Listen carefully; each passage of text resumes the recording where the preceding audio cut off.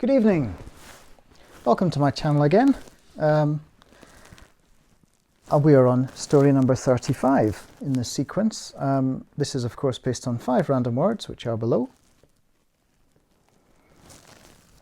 And this one is called The Blue Period. Sanvi reached for the box of mosaic pieces. The blue bits were becoming scarce, which made little sense, as Sanvi only used blue for the perimeter of her geometric design. Where were the cobalt fragments vanishing to? Sanvi had been working on this mosaic on the lobby floor of the Golden Palms Hotel in New Delhi for weeks now, and it was going to set her back even further to have to obtain more blue pieces. This was her first major commission since art college. It had to go well. She had impressed the hotel's owner, but taciturn manager Kartik remained brusque. He seemed irked that residents had to enter by a side door while Sanvi completed the giant mandala. It was 18 feet in circumference, and its loops, floral patterns and semi-abstract shapes did not satisfy Kartik's notions of art. It didn't matter. Sanvi now had a major commission to boast about, a lovely room to sleep in each night, and 10,000 rupees when she finished. She just had to get this piece delivered, collect her fee, take a few good photos, and she could return home to mum and dad. There was of course one downside to that. Having to find new ways to avoid marriage proposals, and especially having to avoid telling her parents that she liked girls, not boys. Sanvi shook off these misgivings and reached for another blue piece, grasping instead the warm velvety tail of a rhesus macaque, which yelped and raced away, clutching a piece of tile in one paw. The damn monkeys! They'd pretty much overrun the city. These macaques were a menace. Tourists loved them until they found their passports chewed up or their money belts missing. Sanvi had heard some monkeys had even been trained to pick pockets. Enraged, Sanvi raced after the macaque, who had darted through the front doors and up a side street. She followed the dark stripe on its back, while swarms of other monkeys jeered at her from high vantage points as Sanvi darted between traders, shoppers and tourists. The monkey darted up towards the university, the Sitaram Bhartiya Science Institute.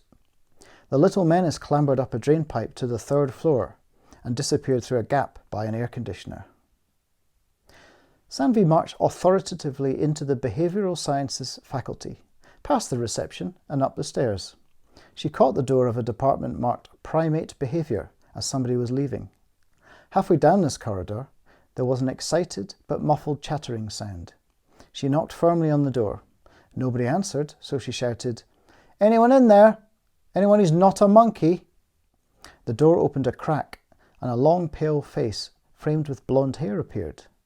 A face with startling green eyes, an aristocratic nose and sensuous lips. The name badge on her lab coat revealed her to be Dr. Elsa Macken. She was in her mid-30s. "Can I help you?" "I hope so," said Sanvi, taken aback. "Your monkey has my mosaic." Dr. Macken looked baffled, then stared at the thieving macaque, working away at something on the other side of a glass partition. Dr. Macken turned back to Sanvi, now wearing a look of pure apology. "I am so sorry. Do come in." Sanvi entered the laboratory. In the near side of the partition space were various bits of testing apparatus, monkey toys, and a huge sack of unshelled peanuts.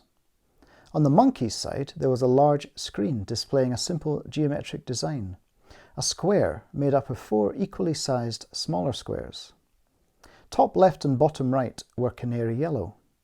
The remaining squares were blue, cobalt blue. 8 macaques sat fiddling with various coloured cubes inside a square frame on the floor. Sanvi watched the monkey she had followed here adjusting the blue piece of mosaic amongst a set of other similar pieces, batting away other animals who attempted to disrupt its uniformity. A moment later, the monkey completed its replica of the shape on the wall. A whirring of servos followed. A hidden hopper released a cascade of peanuts, prompting a victory dance. Dr. Macken explained. The cubes have 6 colours: red, white, grey, black, green and yellow. Someone programmed in a shape containing blue by mistake. I was going to change it, and then I saw this little fellow escaping by the window and coming back in with blue objects.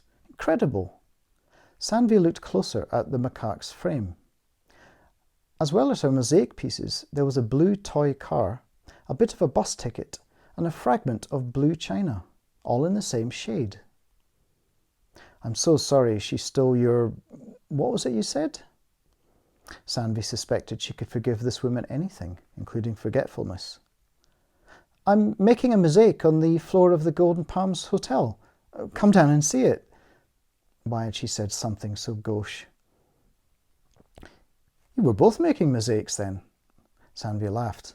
At least I'm not being paid peanuts, Dr. Macken. Would it be excessive to call Elsa's laugh a sound like 1,000 summers? Sanvi didn't care. She was smitten. Call me Elsa, Dr. Macken insisted. I was about to take my lunch. I might stroll down with you now, if that's okay. Sanvi nodded vehemently. Let's get back your mosaic pieces, Elsa said. The screen changed to a red-black checkerboard. That ought to keep the little fiends busy, said Elsa. As Dr. Macken went to collect up the stolen blue fragments, macaques began to clamber over her, sitting on her shoulders, pushing peanuts into her lab coat pockets. All but one, Sanvi's little thief, who stood looking straight at Sanvi as if waiting something.